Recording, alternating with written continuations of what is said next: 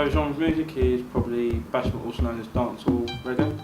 Can you please tell me why bashment in particular? It's kind of music I like to see people dancing. So what's so special about bashment?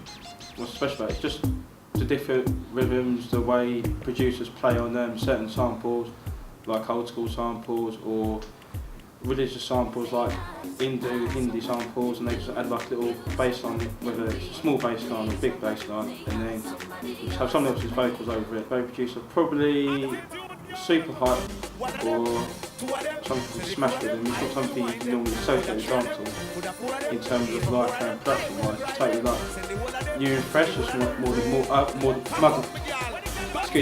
modern up to the time. The tune that come off it that's been popular this year is something called Taylor Maxwell and Dusty Wine. And another producer of mine is Don Corleone, who has a reputation for switching between the style of the old school reggae, where it's like more focused on the vocals, and the party stuff, which had a big hit rhythm last year called the Jung Kun rhythm. And how long has it been involved within the industry? Or Don Corleone? Yeah, correct. About a good 10 years. Yeah, viewers out there would like to know, as a DJ, who's your favourite artist? Who's your favourite artist here? Your favourite artist? Could you rephrase the question in terms of fashion? Yeah, in terms of fashion, correct. Probably Vibes Cartel. Timely. Can you please explain why about Cartel? Because he's one of the modern DJs as it were in the bashment scene. It's like recently risen to a bit of a high profile last few years. He's very versatile. He can switch easily to a slower sort of rhythm, and then he can also produce his lyrics in a harder type of rhythm. And he's recently been associated, over the last like 6, 7, 8 months, he's been associated with a number of gigs like hip hop hits, and he's working with one of the UK's up and rising stars playing at the moment on the grime track. Because his lyrics, because he can adjust his lyrics to any sort of rhythm, whether it's hard or slow. You as a DJ, what makes a good DJ?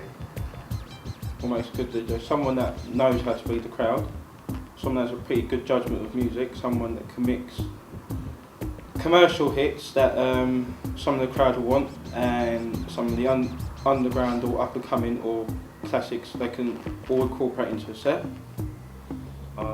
Generally makes a good DJ these days, in my opinion. Playing it's basically some of the answer. A good DJ is one that knows how to play to a crowd, not to play for himself. That's what I've learnt over the last 2 or 3 years. So why have you picked up DJing? Because it's just something that stemmed from early family days. I roughly got into DJing when my brother had a pair of turntables and I used to like practicing his.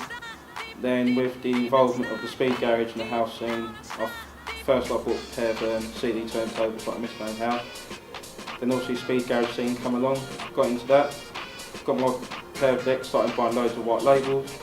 Then at this time I flipped out of the house scene, concentrated more on the garage, then the garage two-step scene, then grime.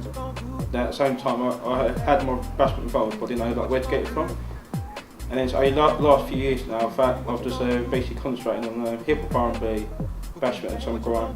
And now I'm starting to get into the funky house again, because funky house sort of filtered into the how would you say it, the black music industry, if you want to be like kind of politically correct of late. Like there's a couple of house tracks on there. There's a house track called Fish Go Dig, Q and the Cause, which is basically like filtered on everyone's playlist like Choice FM, 1Xtra, obviously Kiss as well. It's just I just like DJing bashment more because I like playing the older stuff just to like get people dancing and just like flick the new rhythm. If you play like if you play like a hip hop set, all you get is like people bopping bobbing their heads up and down. UK garage, you suppose you get some people dancing to because like there's a firstly big grime, it's just all about the MCs really. And yeah, like I said, bashment, it's just like a kind of party time set, it's like the peak times where people want to dance and express themselves. I think I'd be nervous if I was like playing in a bigger venue because I'm sort of like more used to small intimate venues, but like I know certain people they like because I'm comfortable like what they're playing with, and they'll always like be like kind of helpful to that. But if I like playing in a club and like play stuff that maybe I kind of liked and the crowd didn't like, then I'll be like stuck for like which direction to like head the set off in. Our viewers at home, and I'd like to know, what advice would you like to give to any upcoming DJ out there? Well, if you have a particular passion for certain genre of music, whether it be like rock, hip hop, house, breakbeat, follow it up. Save yourself money and buy yourself a decent setup, or just use your mates until you get your own. Continuously practice. Find some local nights that specialise in your chosen like particular genre of music, and then just speak to a promoter or the club person, hand in the demo. It doesn't have to be well constructed, but just like a little quick 20-minute thing. And then if you get a trial set, just try and emphasise on that, build up loads of support, and then just see it take off from there. Obviously there's another avenue against DJing, there's pirate radio still, certain stations around the country and around London and Essex and stuff. But generally it's like quite expensive hobby, so if you really want to get into DJing, just make sure you that's what you get into, because for me I sometimes find it quite hard like buying 5 different genres of music at the same time. And because at the moment I have to like dedicate myself to about 2 or 3. Can you please explain to the viewers out there why you find that quite hard? Because it's the money expense. DJing's like it's expensive hobby. If you're doing it as a full-time job, then it's alright, because over time, once you build up a reputation, you get like promos, white labels sent to you. But if you like, obviously not on that scale, like at the bottom of the pile, you have to like buy your own, and sometimes it costs as cheap as £2-3. They can be as much as like £8, £9, £10, especially for the rare ones that you need.